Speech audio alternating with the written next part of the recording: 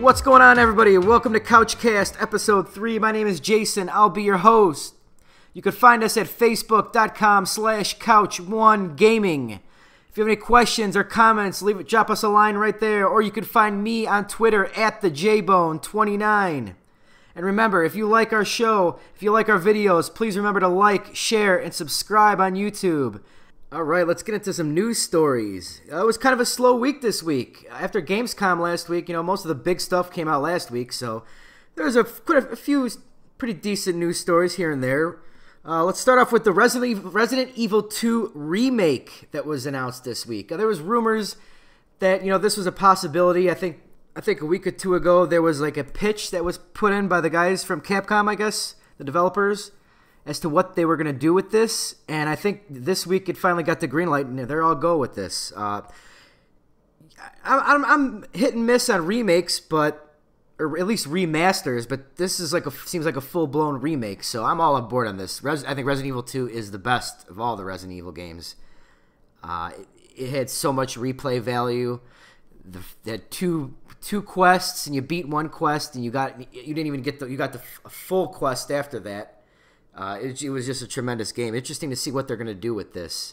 If they're going to try and remake it in the third-person mode that Resident Evil 4, 5, and 6 was, or they're going to keep with the traditional, fixed viewpoint that the first 3 Resident Evils had. I hope they stay with that. I'm not a huge fan of 4, or 5 and 6. I'm not a huge fan of 4. I liked. I did never beat it though. But yeah, I hope they can keep as true to what Resident Evil 2 was as they possibly can, while bringing maybe some new elements. The updated visuals, I think, would be enough for me, pretty much. I never really had a problem with the tank controls. A lot of people did, but I never noticed them until, it was a mainstream thing that was brought up. Oh, Resident Evil, the tank controls are awful. I never had a problem with them. I was able to run through Resident Evil 2 like nobody's business. That was the first and really only game that I ever tried to speed run, because I think when you beat it under 4 or 5 hours, you got the secret character Hunk, I believe it was. He was the special ops soldier or whatever. Yeah, I remember multiple attempts of speedrunning that game, and I finally got it a few times. I think you had to get it under 4 hours maybe, or something like that. But yeah, just a fantastic game overall. That's a day one purchase for me when that comes out. I didn't buy the Resident Evil 1 remake because I already beat that on GameCube, and I figure I'll wait till that goes on sale and buy that, because that is a great game. The GameCube version was amazing, and I'm sure it's even more fun here. But right now I'm trying to focus on stuff that I haven't played before. So, yeah, but that's big news. I know fans were. I think that's one of the most beloved Resident Evils, if not the most beloved Resident Evils by the fan base. So I think everybody's totally on board with that. Next up, we have some big changes to Destiny that's coming with the Taken King expansion. They're getting rid of the light system and making it just a regular leveling. So everything you do, you just gain experience, and it's a normal leveling system. That is very tempting for me to go back into Destiny. Very tempting. I put over 200 hours into that game. I've loved it, and I've hated it. I've loved it and hated it, but I think it's a really good game. I think it has some of the best shooting mechanics of any game out there, really. I don't know how much more Destiny I can do right now. Yeah, I wish this stuff would have been in the base game to begin with, because it sucks sitting there at especially how they have it now, waiting, playing and grinding until the RNG gods, random number generator gods, will give you the piece of gear that you need in order to get the light level to increase levels. I'm stuck at 33. I haven't played in months. Since I played about a week or two after the last expansion came out, and then I was like, I can't be grinding anymore in this game. But this is very tempting to go back to. I want to wait to see more of what the Taken King has to offer before I decide to jump back in that game. And it's funny, the weapon that everybody's been coveting, the Galahorn, Zer was finally selling it this week. It's crazy. I almost tempted to turn that game back on and go get it. If it wasn't for the fact that the next expansion, it's almost going to make most of your exotic weapons useless, because they're not going to be able to get up to the next max level. So that's kind of a bummer too. I mean, I could see. I guess that's how every MMO does. With each expansion, it makes your old exotic weapons, kind of makes them meaningless and makes the hunt for new exotics. But there's still weapons that I have. I want to keep using, but I don't know that kind of sucks too. And that's part of my whole problem with the game is I like the fact that everybody has a gun, like a personal gun that they use or whatever. But it also sucks to have to grind for those exotic weapons and those legendary weapons because there's no certain way to get them. So that's kind of like what my problems with it's kind of like their best feature and their worst feature for me. I don't have a ton of time to sit there and grind on this game and to hopefully get the guns that are needed. So that's where I'm at with Destiny. I'm still up in the air of whether I want to go back to it or not. I'm not sure. PlayStation Experience. They announced when that's going to be. That is going to be December 5th and 6th in San Francisco. And I am very tempted to go there this year. From everything that I heard, everybody had a good time last year. The event in Las Vegas. I'm mostly excited to go there. Not for many of the games. I want to get my hands on Morpheus. Everybody is so high on VR. And from what you hear, it's something that you have to experience in person. And I want to get my hands on one of those and test it out to see if it's something that is for me or not. I'm also excited to go since that's pretty much home base for where all the video game sites are. Giant Bomb and Kind of Funny, IGN. I just want to get out there and meet people. And hopefully, since it's so close to all those places, they'll have panels. I'm looking forward. The guys at Kind of Funny said that they might put a panel on. That's basically my favorite TV show right now going is Colin and Greg Live and the stuff that Kind of Funny puts on YouTube. That's a daily event for me is get home from work and put those guys on. So I'm looking forward to that if there's a panel with them. Giant Bomb, they always put on great shows. I'm almost more interested in those stuff than getting my hands on the games. But I'm sure there'll be some big announcements too from PlayStation. They skipped Gamescom. I'm sure they're saving stuff. They announced some cool stuff there last year. So, and it's pretty cheap, too. I think it's $60 if you buy up front for a 2-day pass. Right now, flights and hotel are pretty cheap to get out there if I buy now. So within the next week here, I got to make a decision whether I'm going or not. But I'm leaning towards it. So that's where I'm at with that. Next up, we got July NPDs.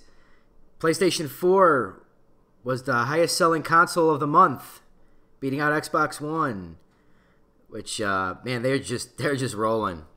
Nothing stops them. I imagine that Xbox will probably beat them October, November, December, probably, since they have the more exclusives that month. They'll be putting the marketing push on. They'll probably have amazing deals like they did last year, but almost every other month, I think, except for 1 month this whole year, PS4 has outsold Xbox One in the U.S. Nothing really can stop that juggernaut. We'll see what happens this fall, but they're just rolling. Software, we had Lego Jurassic World was the #1 seller of the month. I have not played that, but those Lego games, they keep on selling. They're solid games. You do the same thing in all of them, so I'm not sure I'll play that. Arkham Knight, solid #2, my game of the year. That game is fantastic. Still working up on 100%ing that game, somewhere around 84%. Minecraft, year over year, month after month, top 5, top 10. GTA 5, #4. Rory McIlroy, PGA Tour is #5. Elder Scrolls Online, #6. Destiny, surprisingly, #7. MKX is at #8. FIFA 15, #9. And Call of Duty Advanced Warfare, #10. So a lot of your usual games in the top 10 right there. GTA 5, man. I think they just announced that they've shipped to consumers, I think it was 54 million units. That is amazing. So, I mean, if they actually sold somewhere between 45 and 50 probably, that is crazy. I mean, usually games after a month, you see them on sale for $15-20 off. I have not seen a sale on GTA 5 really for the PS4 or Xbox One for anything less than 40 probably, and I'm struggling to remember if I've even seen it on sale for $40. That's just a number I'm throwing out there. I don't remember seeing it for that much. I'm waiting to for that to go on sale so I can buy that and actually play through that again and see how big the difference was between 360 and PS4 or Xbox One. That game is like evergreen. It's like a Nintendo game. Nintendo's games never drop in price, and GTA 5 is not dropping in price anytime soon. Hopefully during the holiday that'll take a price drop so I can pick that one up. EA has announced NBA Live Pro-Am, a free download coming September 15th.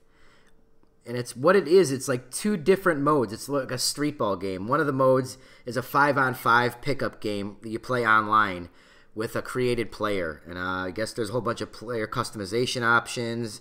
I think you improve your player as you go, as you play more games. And the second one is called Summer Circuit. And that's where you play co-op with up to 5 people against AI. And this launches 2 weeks before the full NBA Live 16 experience launches. It's just, I guess they want to give people a taste of how the game plays. I was a huge fan of NBA Live 15. I really liked it. I said that it's not the better game out of NBA Live and NBA 2K. NBA 2K is the far superior game. It's just that there's such a steep learning curve, in my opinion, to 2K. That I felt Live was just it's just an easier pick up and play game. That's why I liked it so much. You don't have to really sit there and play it a ton to be able to get in there and have fun. And that's what I thought I liked about NBA Live 15 is that you could just pick it up. It's really simple to play. You could have a good time playing basketball without having to devote all your time to that game. I'm totally looking forward to Live 16. I'm going to be picking it up this year. Definitely excited to play this street ball pretty much game modes. That sounds pretty cool. I know that. I think they had something like that in 2K, and I think people had fun with that. So this sounds pretty cool. Up next, Nintendo put out a trailer this week for Super Mario Maker. Pretty much amazing trailer. That game looks so good. All the customization options you can have in that game. You could pretty much sit there and just play a new Mario level every day. Every day, just pick up and play a new Mario level. Make all kinds of crazy Mario levels. But the big deal was that they will not release all of the editing tools until after 9 days. So after day 1, 2, 3, 4, 5, 6, 7, 8, 9, you'll get a few more extra options. And I guess people were a little upset about this. And it's nothing new. They started this trend out with Splatoon. It was started off with being very light on content, but after a couple weeks here, they'd add more weapons, more maps, kind of like trickle feeding you content to keep the game alive for much more than it would be probably if everything was unlocked at once. It is long. It's only 9 days. It's not the end of the world. But I think that's just something I think that Nintendo is the new trend. It seems like they're going down by drip feeding you content that's already on the disc, which I don't have too much of a problem with that. I mean, there's going to be plenty to do in that game, so it's not really that big of a deal. It's kind of smart on them to keep more life into their games by giving you unlocking content as time goes on. Supposedly you're going to be able to get the content faster the more you play it. Well, so we'll see. But that game looks amazing. And, I've struggled with going out and getting another Wii U just for that game. Just all the Let's Plays you can be doing with that. There's going to be so much fun stuff. I can't wait to see the crazy levels that people are making with that. That's going to be a YouTube phenomenon, I think, is Mario Maker. That's definitely going to sell some consoles. And last but not least in news, PS4 firmware 3.0 is in beta in Japan, bringing a list of new features. The main ones for me are the YouTube broadcasting. So now, besides Ustream and Twitch, you'll be able to broadcast on YouTube's new gaming channel, which is pretty cool. I will definitely use that. Twitch has a big community of people broadcasting on there. I'd like to start something up new on YouTube, see where that takes off. There's a community for friends list. You can group your friends into communities, start new communities. Let's see. Now playing, you can see what people are playing and launch those games directly in a co-op. That's stuff like I think Xbox already has. Messages have been improved. You can now upload video clips with a 10-second maximum to Twitter. That's pretty neat. What else? There's going to be a PlayStation Plus icon in the main row, I guess. That's pretty neat. And that's pretty much it really here.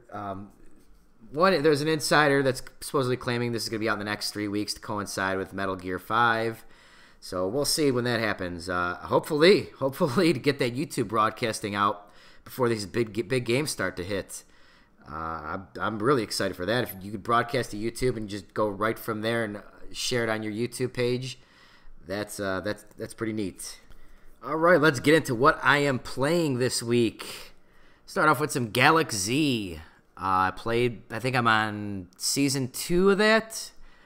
I have been just ramming my head into that game, trying to get to Season 3, and that game is just difficult as all hell. It's so tough. You gotta get to like 2-3 or 2-4 and then die, and then that it's so hard to come back from that.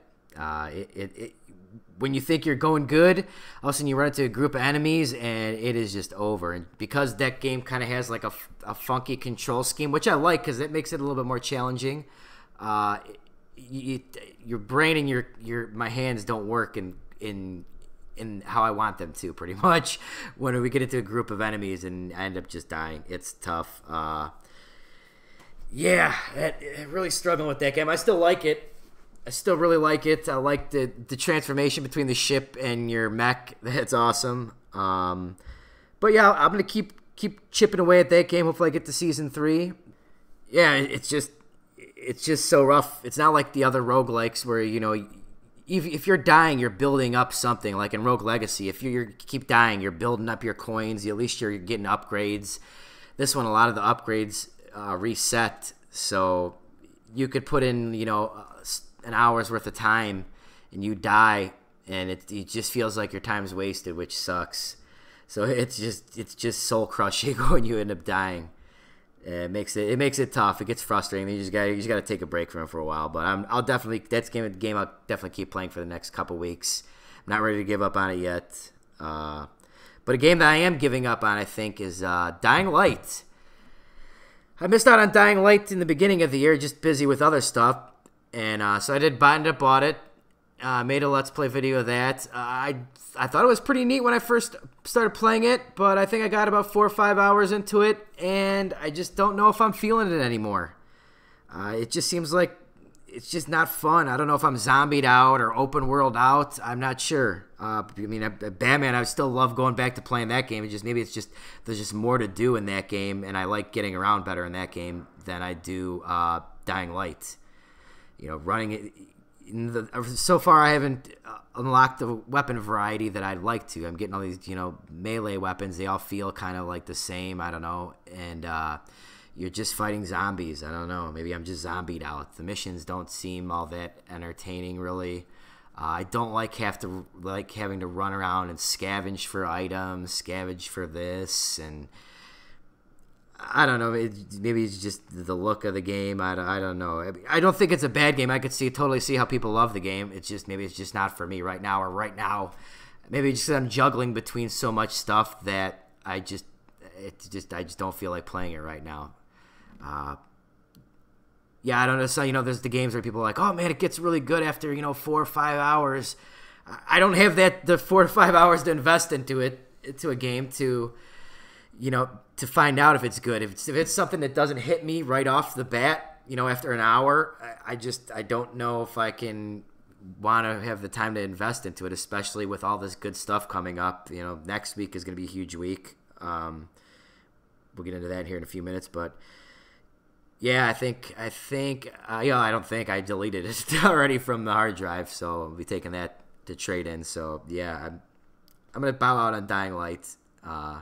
Which is okay for Warner Brothers. I mean, for me, 2 out of their 3 games have been awesome this year with MKX and Batman, and I didn't care too much for Dying Light, so that's all right.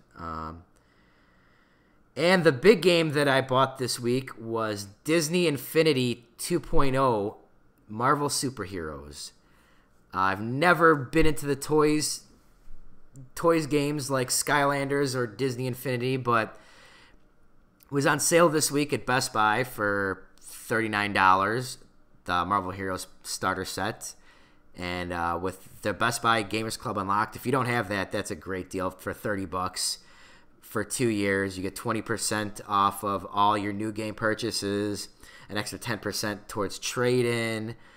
A lot of these games this whole year that you reserve, you get a $10 My Rewards gift certificate. So like after your initial first investment, you ended up paying like $38 for new games with the $10 rewards plus the 20% discounts. That's a fantastic program. If you're a gamer, you gotta get into it. I was all about digital until I signed up for that. Now I could care less about digital. I just want the cheaper games. But yeah, I started off. I got the Disney Infinity for the Xbox One because I wanted to test out their. I wanted to get more in depth into their recording and editing software, and I kind of like that game. I don't know, God, it's an expensive game to kind of start liking because you got to buy all these separate figures and play sets, and I don't think it looks great. I like the character models themselves, but I don't think the game really is a very good looking game. It's really basic, but I do like the upgrade process so far. I do like, you're making your attacks better. You just gain experience. You don't have to scavenge for stuff, really. You can. I mean, there's collectibles in the world, but, you don't have to scavenge for, stuff to upgrade. You just straight up experience. You unlock new abilities. I mean, it's just mindless, kind of like fun. Maybe that's the stuff that I need right now, but I am definitely digging that. Which makes me excited for the 3.0 Star Wars that's coming up. I'm definitely going to be buying that. Hopefully, you can take your older characters to the new toy box, so that'll be pretty neat. I think the only one that I want to get for the 2.0 still is the Guardians of the Galaxy. I want to test that one out and play that. But yeah, I'm liking it so far. I played with a little bit with Thor and a little bit with Iron Man, and it's just a fun game. I'm having fun with it, so I'm gonna keep playing it, keep putting out videos for it until other stuff comes out. Tested out a little bit of Tomb Raider and the Temple of Osiris this week. That's just like the previous top-down Tomb Raider game that launched a few years ago. It's pretty fun. It's like a little shoot 'em up. You solve little puzzles. I didn't play too much of it. I think I played maybe like an hour of it. That's pretty fun. Played a little bit more Rocket League for a little bit here and there. Played a little bit more Batman. Still looking 100% that, but a lot of different stuff I played this week. The same is going to go for next week. Next week is a huge week with early release stuff. On the 19th, the Call of Duty Black Ops 3 multiplayer beta is coming out for PS4.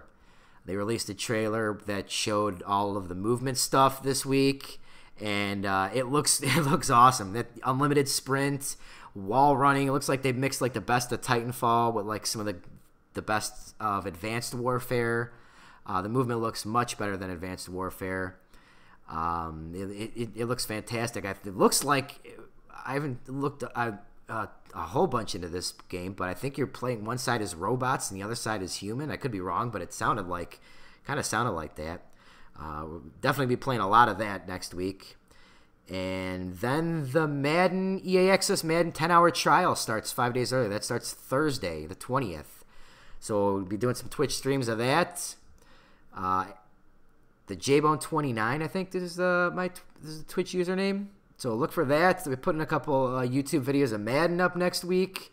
Not sure what I want to do. I would probably dip into the Ultimate Team a little bit, and maybe do a couple of exhibition games with a few teams here and there, just to test that out. That's going to be a big test for me to see if I want to buy that or not.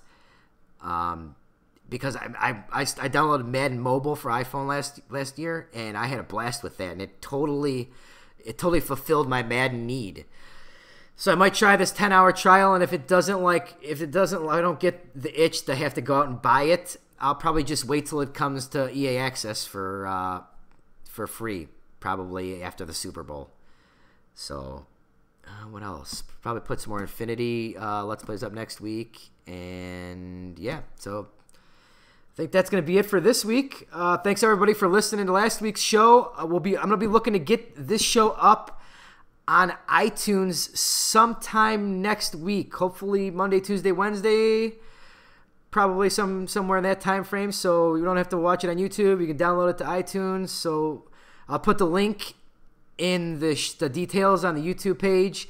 I'll put out a tweet to my Twitter account and on the Facebook page when we do get it on iTunes. So thanks everybody for listening, and have a good week.